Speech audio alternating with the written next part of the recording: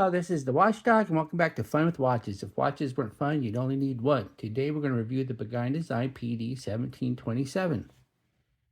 Let's start out with the wrist check. I'm going into work today, so I'm dressed to impress. So I'm wearing my most expensive watch, the Tag Heuer Aqua Racer. And Greg was wearing my least expensive watch, the Skami 2042.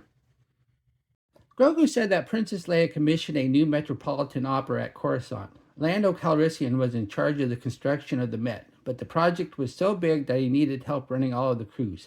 He told Leia that he's going to need some Met foremen. She said, just lay off the sugar. Let's take a look at the watch. Comes in this typical Pagani Design box with the typical Pagani Design cleaning cloth. And here it is. Yes, this is another Pagani Design Daytona homage, and I've reviewed quite a few of them, and they're all very similar. But this one was different enough, I figured I'd go ahead and give it a full review and not a mini. A couple of years ago, Rolex breathed new life into the Oyster Perpetual by offering it in fun new colors. This worked wonderfully, as the OP did indeed become a hot item, with the ice blue dial being the hottest due to the similarity to the Tiffany Nautilus. They limited these new colors to the Oyster Perpetual. When something becomes hot, the Chinese homage brands soon follow, and Pagani Design and many others started making OP homages with these new fun colors. Well, they must have sold well enough that Pagani Design decided to not let these new fun colors go to waste, so they decided to come up with a line of Daytona homages to use some of the new colors. These colors would not look right with the usual Daytona black ceramic bezel, so they went with steel. If you don't want this ice blue, there is also green or pink. Unlike the colored OPs, they left out orange and red. If you don't like the new fun colors, but do like the steel bezel, there is a more traditional Daytona-like white dial with black ring subdials. The watch is 39.5 millimeters at the bezel, 48.1 millimeters lug to lug with protruding end links, is 12.3 millimeters thick, has a 20 millimeter lug width, and weighs 140 grams on the supplied bracelet with 2 links removed. The bezel is a polished steel and not ceramic like most of their Daytona homages. And once again, as I said in the montage, it wouldn't have looked good to have a black ceramic bezel with this light blue dial. It just looks so much better with the steel. And of course, we have the tachymeter engraved on it. And since this is a VK63, the tachymeter is actually useful, even though you're never going to use it. Then we have the dial. The dial is flat, no sunburst effect, and I think it looks nice. So then we have the Pagani Design name and logo up top, and it says Chronograph and Sport. Then on the bottom it says Japan Movement, because this is a VK63, which is Japanese. Then we have applied indices, and they are loomed. And then we have the stick hands, which are also loomed. And then we have the running second hand, which is on the bottom subdial, and this is not loomed. And then we have the Chronograph second hand, which is a large second hand, and that is not loomed either. Then we have a date at the 430. A lot of people complain about 430 dates on chronographs. I don't mind them. And I think this one, even though it's not color matched, I think it works just because it's white and the indices are big and white. So it kind of looks like another index. I don't mind it. And I like having a date. And then the right subdial is the 24-hour indicator. The left subdial is the minute counter of the chronograph. Then we have a signed screw-down crown. The thread action is good. You don't feel a lot of resistance. Pops nicely. And then when you go to screw it back down, it's fine too. And then we do have screw-down pushers. Technically, they're not screw-down, they're lock pushers. Because when you screw, they don't screw into the case, but when you screw them down, it just locks it. And this is so you don't accidentally press the pushers when you're in the water, because that would be bad. The top pusher operates the chronograph.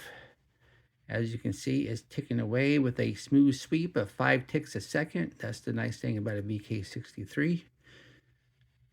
And then press it again to stop. and then you get an instant snapback because this is a mecha quartz. That means the chronograph part is mechanical and the time part is quartz. Of course, the disadvantage is you're going to wear out the battery pretty quick if you use the chronograph a lot. Then we have a flat sapphire crystal, and I think they did a good job with it. I don't know if it has any AR coating, but you can see through it just fine. Not a lot of reflection. And then we have the solid steel case, and it looks like they polished the tops, where a lot of them brushed the tops, but since we have polished center links, that kind of matches. And of course the bottoms are brushed. It's a nice case. They use this on all their Daytona homages, and I just like it. I think it wears and looks nice. The Caseback is a little bit different than the other Daytona homages. I mean, it's fine. It's just kind of simple. There's really no decoration to it. So it says stainless steel Pagani Design PD1727 and diver 100 meters. I don't know why it says diver, because this is not a diver. And 100 meters is not diver depth, but oh well. And it's a screw down case back. And it's simple, but it's nice. And it's nice and thin, so it keeps the watch thin. Underneath the case back is the VK63 Mecha Quartz movement. This is the go-to movement on quartz chronographs in this price range. People like it because of the smooth sweep of the second hand, and plus the simple fact that it is a large second chronograph, where so many watches under $100 are small second chronographs, and nobody likes a small second chronograph, as they're about good for timing your mac and cheese, and that's about it. The bracelet is a 3-link oyster style. We have solid protruding end links, and we have polished center links, and they are not fully articulating as they're attached to the sides. We do have screw pins instead of push pins, and it does come with a small screwdriver. Their small screwdriver isn't so small though, so you're probably better off if you have your own. And then we have the clasp. The clasp, I always kind of complain about these Rolex style clasps just because they're hard to use the micro adjust unless they have on the flash. You have to pull them out and then get a tiny little tool, and it's just awkward and difficult. I did have to move this in one, so I did have to use it on this one, and I ended up losing a spring bar. I had to go rob another spring bar off of another clasp I had. And I've also had issues where this easy link thing gets stuck. Not on this watch, but other ones. So I'm just not a huge fan of the Rolex style clasp. I forgive it though on a Rolex homage, but I really can't stand it when I see one on a non-Rolex homage.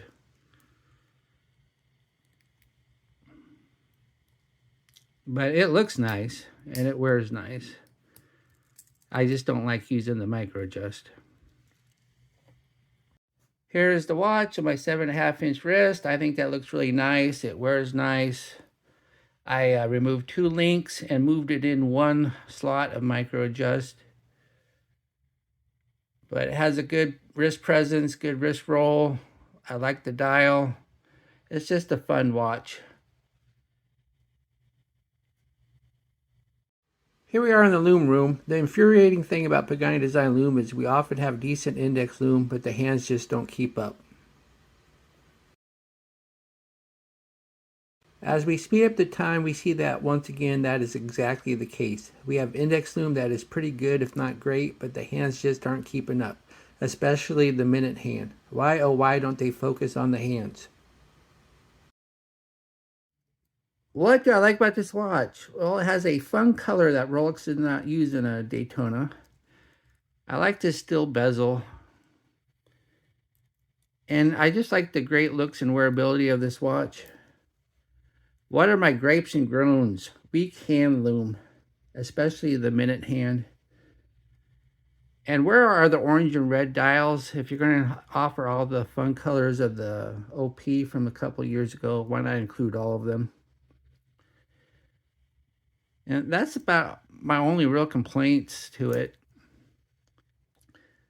Do I recommend this watch? Sure. Other than the lume, you don't get a much better Daytona homage than the Pagani Design for the price, and these fun OP colors mix it up and give you something that Rolex doesn't even make. Well, thank you for watching my review of the Pagani Design PD1727, and I will be back with another review. Be sure and like and subscribe to my channel. Bye.